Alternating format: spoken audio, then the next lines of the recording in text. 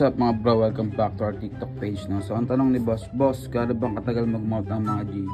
So una sa lahat guys, yung pag-molt kasi ginagawa yan ng mga gagamba or ibang insekto para lumaki sila, no? Or ma-regenerate yung kanilang nawalang mga paa. So ito yung pinag-moltan mga bro, no? So, wait lang, zoom natin.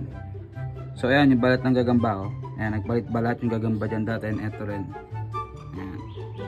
So eto mga bro, ginagawa ng mga insekto para ma-reach yung final form nila or para lumaki sila or para ayun nga ma-regenerate yung mga naputol nilang paa daw. Minsan hindi lang isang molt yung kailangan para lumaki ulit yung paa nila, no? Minsan mga dalawa or tatlo, depende kung gaano kalaki yung gagamba mga bro, no? So kung gaano katagal mga bro, depende yan sa feeding nyo. So kung once a week lang kayo, kaya schedule ka once a week. Yung mga ganitong kaliliit ng mga G mga bro, no? At least once a month yan nagmamolt sila. So hanggang ko lang. Pero may iba makukuha at inaabot talaga ng mga 2 months, 3 months bago mag-molt, gaya ng mga Japan G mga bro. May makukuha